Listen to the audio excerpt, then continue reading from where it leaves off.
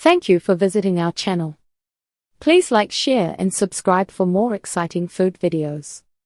Hi everyone, welcome back to the channel. Today we're starting a cozy and comforting Chinese vegetable stew. I'll walk you through the basics, key flavors, and how to build a rich, balanced broth step by step. Some dinners feel like a warm jacket. That's what a Chinese vegetable stew is at its best. Light but comforting, savory, and full of tender vegetables in a gingery broth.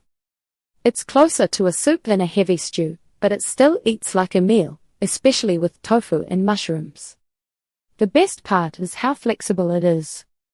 It's weeknight friendly, uses what's already in your fridge, and it's naturally vegan, with easy add-ons if you want more protein.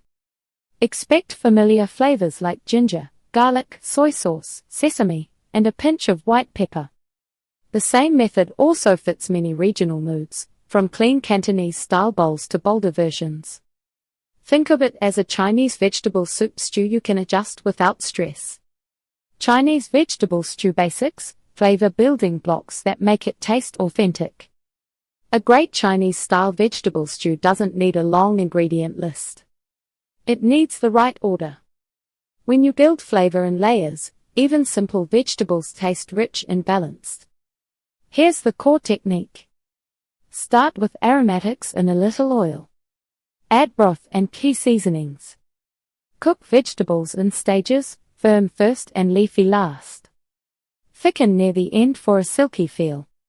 Finish with fragrant oils and fresh scallions. This order matters because vegetables don't all cook the same.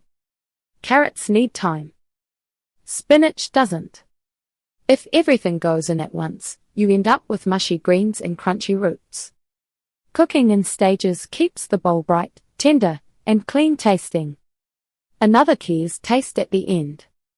Broth reduces a little. Mushrooms release liquid. Soy sauce varies a lot by brand. The final 2 minutes are when you make it taste right for you. Aromatics and seasonings, ginger, garlic, scallions, soy sauce, and a little acid. A small amount of oil plus heat wakes up aromatics fast. When ginger and garlic hit a warm pot, they turn sharp into sweet and toasty. That smell is your base. A starter combo worth memorizing includes minced garlic, grated ginger, and sliced scallion whites. Cook them just until fragrant, about 30 to 60 seconds. Don't brown them hard, or the broth can taste bitter. For balance, think in simple lanes.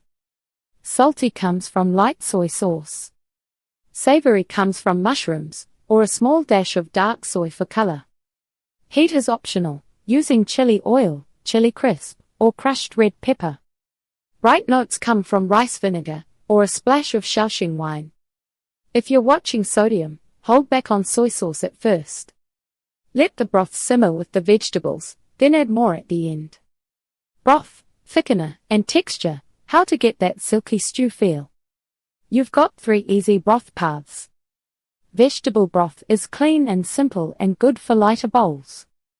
Mushroom broth has deeper flavor and works well with tofu and greens.